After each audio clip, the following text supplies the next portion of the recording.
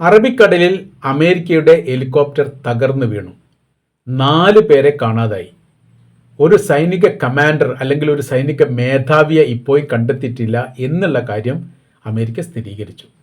ഈ വിഷയവുമായിട്ട് ബന്ധപ്പെട്ട് അവർ പ്രതികരിച്ചിരിക്കുന്ന കാര്യം ഇങ്ങനെയാണ്: അമേരിക്കൻ സൈനിക മേധാവിയെ അറബിക്കടലിൽ കാണാതായി എന്നുള്ളത് ഒരു യാഥാർത്ഥ്യമാണ്. അറബിക്കടലിലെ ഒരു അമേരിക്കൻ നേവി ഹെലികോപ്റ്റർ അപകടത്തിൽപ്പെടുകയും ഒരു നാവികനെ കാണാതാവുകയും ചെയ്തു എന്നുള്ളതാണ് അവരുടെ സ്ഥിരീകരണ റിപ്പോർട്ടിൽ കാണുന്നത്. തിരച്ചിൽ നിലവിലെ സാഹചര്യത്തിൽ അവസാനിപ്പിച്ചിരിക്കുകയാണ്. MH-60S സി ഹവാക്ക് എന്ന ഹെലികോപ്റ്ററാണ് എമർജൻസി വാട്ടർ ലാൻഡിങ് എന്ന് പറഞ്ഞുകൊണ്ട് അല്ലെങ്കിൽ അങ്ങനെ ഒരു ലാൻഡിങ് നടത്തിയതിനോടനുബന്ധിച്ച് അപ്രത്യക്ഷമായത്. 4 പേരിൽ 3 പേരെ രക്ഷപ്പെടുത്താൻ വേണ്ടി സാധിച്ചു. സ്ക്വാഡ്രൺ കമാൻഡറായ ഗബ്രിയേൽ എഡ്വാർഡിനെയാണ് നിലവിൽ കാണാതായിരിക്കുന്നത്. പിന്നീട് തിരച്ചിൽ അവസാനിപ്പിച്ചതായിരിക്കുന്ന പ്രഖ്യാപനം പുറത്തു വന്നു. അന്വേഷണം വലിയ രീതിയിൽ ആരംഭിച്ചിട്ടുണ്ട്. USS George W. ബുഷ് എന്ന വിമാനവാഹിനി കപ്പലിൽ നിന്നാണ് ഹെലികോപ്റ്റർ പെട്രോളിങ്ങിന് വേണ്ടിയിട്ട് പറന്നുയർന്നത്. അതിനോടനുബന്ധിച്ച് ഏതെങ്കിലും തരത്തിൽ ആക്രമണപ്പെട്ടതാണോ അതല്ലെങ്കിൽ മിസൈൽ ആക്രമണത്താലാണോ തകർന്നത് എന്നതിനെക്കുറിച്ച് ഒരു വിവരവും അമേരിക്ക പുറത്തുവിട്ടിട്ടില്ല. ഹെലികോപ്റ്റർ കടലിൽ മുങ്ങിത്താന്നു. വലിയ താഴ്ച ഉള്ളതിനാൽ കണ്ടെത്തുക വലിയ പ്രയാസമാണ്. ലൈഫ് ജാക്കറ്റും റാഫ്റ്റും ഉണ്ടായിരുന്നിട്ടും ഒരാളെ കാണാതായതിൽ വലിയ രീതിയിൽ അഭ്യൂഹങ്ങൾ നിലനിൽക്കുന്നു. റേഡിയോ ബന്ധം വിച്ഛേദിച്ചിരുന്നു. അത് പറന്നുയർന്ന് അല്പം മുന്നോട്ട് നീങ്ങിയ ഉടനെ തന്നെ വളരെ പെട്ടെന്ന് റേഡിയോ ബന്ധം വിച്ഛേദിക്കപ്പെട്ടു എന്നുള്ളതും അതിനുശേഷം പിന്നീട് ഹെലികോപ്റ്റർ കാണാതാവുകയും ചെയ്യാണ് ഉണ്ടായത്. അതിനുശേഷമാണ് വലിയ തെരച്ചിൽ കാര്യങ്ങൾ നടത്തിയത്. ഹെലികോപ്റ്റർ അങ്ങോട്ട് താഴ്ന്നു പോയിട്ടുണ്ട് എന്നുള്ള 3 ആളെ രക്ഷപ്പെടുത്തിയിട്ടുണ്ട് എന്നുള്ള റിപ്പോർട്ട് പുറത്തു വന്നു. ഒരാളുടെ കാണുന്നില്ല, മരണം സ്ഥിരീകരിച്ചിട്ടില്ല, കാണുന്നില്ല എന്നും പറയപ്പെടുന്നുണ്ട്. അപ്പോൾ ഇതിലെ വലിയ വിഷയം എന്ന് പറഞ്ഞത് USS അബ്രഹാം ലിങ്കണിൽ നിന്നാണ് പറന്നുയർന്നത് എന്ന് പറയുന്ന സമയത്ത് ഓരോരോ ദിവസം കഴിയുന്നതിനനുസരിച്ച് 50-100 നോട്ടിക്കൽ മൈൽ പിറകോട്ടാണ് ഈ USS കപ്പലുകളെല്ലാം മാറ്റിക്കൊണ്ടിരിക്കുന്നത്. കാര്യം എന്ന് പറഞ്ഞാൽ ഈ ഇറാൻ്റെ ഭാഗത്തുനിന്ന് ഏതെങ്കിലും തരത്തിൽ ആക്രമണം ഉണ്ടാവുകയാണെങ്കിൽ അതിനെ ചെറുക്കാൻ വേണ്ടിയിട്ടാണ് പിറകോട്ട് പോകുന്നത്. അപ്പോൾ അത്രയും ദൂരപരിധി വന്നതിന് ശേഷം മാത്രമേ ഇറാൻ എന്ത് ചെയ്യാൻ വേണ്ടി പറ്റൂ? അമേരിക്കയുടെ കപ്പലിനെയോ സംവിധാനത്തെ ആക്രമിക്കാൻ വേണ്ടി പറ്റൂ. അതുകൊണ്ട് എന്ത് ചെയ്യുക? അവർ റിവേഴ്സ് അടിച്ചു പോകും. ഇവിടെ പല ഹെലികോപ്റ്ററുകളും ഈ സമാനമായ രീതി കാണാതാവുന്നുണ്ട് എന്നുള്ള മറ്റൊരു യാഥാർത്ഥ്യമാണ്.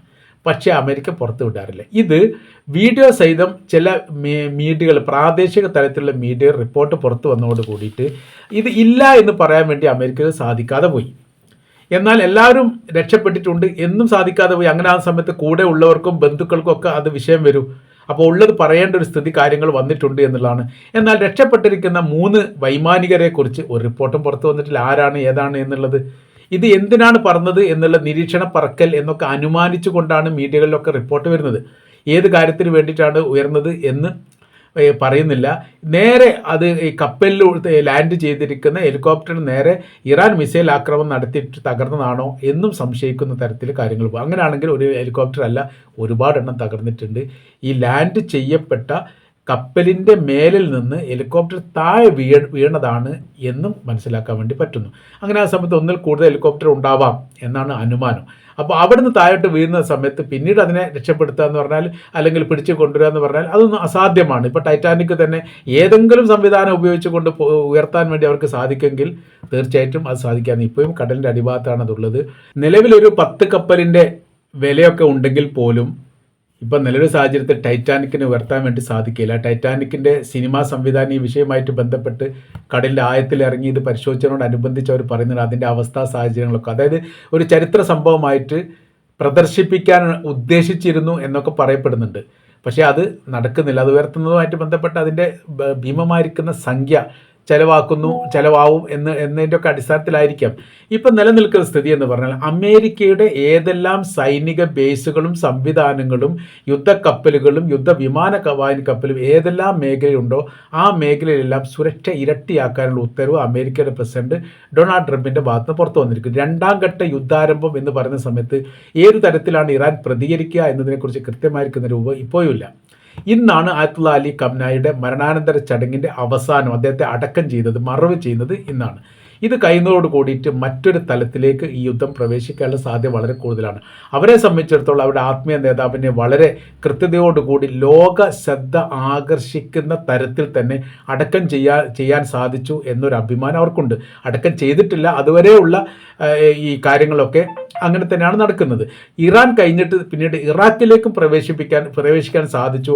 അവിടെയും വലിയ രീതിയിലുള്ള അന്തിമോപചാരം അർപ്പിക്കാൻ സാധിച്ചു എന്നുള്ളത് ലോക ചരിത്രത്തിൽ 2 രാഷ്ട്രങ്ങളിലേക്ക് ഒരു രാജ്യത്തിൻ്റെ നേതാവിനെ കൊണ്ടുപോയിട്ട് ഇങ്ങനെ ഈ മരണാനന്തര ശുശ്രൂഷ അല്ലെ ക്രിയകളോ അതുമായി ബന്ധപ്പെട്ട കാര്യങ്ങളോ ചെയ്യുന്നത് ഇതാദ്യമായിട്ടാണ്. ആ സംഭവം ഉണ്ടായിട്ട് 2 കോടി മുതൽ 2.5 കോടിയോളം അതല്ലെങ്കിൽ അതിൽ കൂടുതൽ ആളുകൾ ഈ പറയപ്പെട്ട 4-ാം തീയതി മുതൽ 9-ാം തീയതി എന്ന് പറയുന്ന ദിവസം വരെ ഈ പരിപാടിയിൽ അതിൻ്റെ പിന്തുടർച്ചയായിട്ട് ബന്ധപ്പെട്ടിട്ടുണ്ട് അല്ലെങ്കിൽ വന്നിട്ടുണ്ട് എന്നുള്ളത് കൃത്യമാണ്. അതോടൊപ്പം തന്നെ 100-ൽ കൂടുതലോ രാജ്യങ്ങളുടെ പ്രതിനിധികളും എത്തിയിട്ടുണ്ട്. അറേബ്യൻ രാജ്യങ്ങളുടെ പ്രതിനിധി പരമാവധി എത്തിയിട്ടുണ്ട് എന്ന റിപ്പോർട്ട് പുറത്തു വരികയും സൗദി അറേബ്യയുടെ പ്രതിനിധിയുമായിട്ട് ഇറാൻ്റെ വിദേശകാര്യമന്ത്രി ഹൂത്തികളുമായിട്ട് ബന്ധപ്പെട്ട വിഷയത്തെക്കുറിച്ച് ചർച്ച നടത്താനുള്ള അവസരം പോലും ഉണ്ടാക്കി എന്നുള്ളതാണ്. ഏറ്റവും അവസാനത്തെ ഭാഗം എന്ന് പറയുന്നത്, അതായത് ഇന്നലെയാണ് ഇപ്പോൾ ഓർമസുമായിട്ട് ബന്ധപ്പെട്ട് 2ാം ഘട്ട വിഷയങ്ങൾ ഉണ്ടാകുന്നത്. 2ാം ഘട്ട വിഷയം എന്ന് പറഞ്ഞാൽ അമേരിക്ക കരുതിക്കൂട്ടി ചെയ്ത ഒരു പ്രവൃത്തിയാണ്. ഈ ഇറാൻ അറിയാത്ത രീതി അല്ലെങ്കിൽ ഇറാൻ്റെ മേഖലയിൽ നിന്ന് വിഭിന്നമായിരിക്കുന്ന ഒരു സമാന്തര പാതയിലൂടെ ഖത്തറിൻ്റെയും സൗദി അറേബ്യയുടെയും കപ്പലുകളോട് പോകാൻ വേണ്ടി നിർബന്ധിക്കുകയും സമ്മർദ്ദത്തിലാക്കുകയും ചെയ്തു. പൂർണ്ണമായിരിക്കുന്ന സുരക്ഷ ഏറ്റെടുത്തുകൊണ്ടാണ് അവരത് ചെയ്തത്. കൃത്യമായ രീതിയിൽ കാര്യങ്ങൾ മനസ്സിലാക്കിയിരിക്കുന്ന ഇറാൻ അതിനെ പ്രതികരിച്ചു, ആക്രമിച്ചു, തകർത്തു. സൗദി അറേബ്യയുടെ കപ്പലിനെ കുറിച്ച് ഒരു വിവരവും ഇല്ല എന്നുള്ളതാണ്. ഖത്തറിൻ്റെ കപ്പൽ അതിനെല്ലാം കെട്ടിവലിച്ചിട്ട് ഏറെക്കുറെ ഒമാൻ്റെ ഭാഗത്തേക്ക് എത്തിക്കാനുള്ള ശ്രമങ്ങൾ ആരംഭിച്ചിട്ടുണ്ട്. ഒരു കപ്പലിനകത്തുള്ള തീ പടർന്ന് ഇപ്പോഴും കെടുത്താൻ വേണ്ടി സാധിക്കില്ല, ശ്രമം നടക്കുന്നു എന്നുള്ള 3 കപ്പലുണ്ട്. ഒരു കപ്പൽ ഏതാണെന്ന് ഇപ്പോഴും പറഞ്ഞിട്ടില്ല.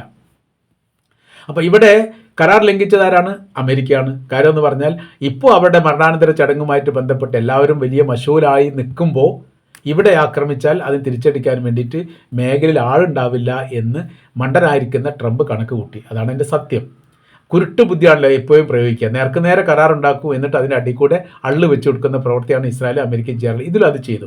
ഇത് കൃത്യമായ രീതിയിൽ നിരീക്ഷിക്കുകയും മനസ്സിലാക്കുകയും ചെയ്തിരിക്കുന്ന ഇറാൻ ശക്തമായിരിക്കും തിരിച്ചടിക്കുകയും ചെയ്തു. ആ തിരിച്ചടിയുടെ പ്രത്യാഘാതങ്ങളാണ് നിലവിലെ സാഹചര്യത്തിൽ ഇപ്പോൾ അമേരിക്ക അനുഭവിക്കുന്ന കാര്യം എന്ന് പറഞ്ഞാൽ ആ മേഖല കേന്ദ്രീകരിച്ചുകൊണ്ട് കുവൈത്തും ബഹ്റൈനും കേന്ദ്രീകരിച്ചുകൊണ്ട് വിപുലമായിരിക്കുന്ന ആക്രമണ പരമ്പരകൾ തന്നെ നടക്കുന്നുണ്ട് എന്ന് ചുരുക്കം. ഇപ്പോൾ നമ്മൾ പറഞ്ഞു വരുന്ന വിഷയം എന്ന് പറഞ്ഞാൽ കടലിൽ നങ്കൂരം വിട്ടിരിക്കുന്ന അമേരിക്കയുടെ യുദ്ധക്കപ്പലുകൾക്കോ അതിൻ്റെ സൈനികർക്കോ അതിൻ്റെ സംവിധാനത്തിനോ യാതൊരു സുരക്ഷിതത്വം ഇല്ലാത്ത ഒരു സാഹചര്യങ്ങൾ ട്രംപിനാൽ തന്നെ ഇപ്പോൾ ഉണ്ടായിരിക്കുന്നു എന്നാണ് നമ്മൾക്ക് മനസ്സിലാക്കാൻ വേണ്ടിയിട്ട് സാധിക്കുന്നത്.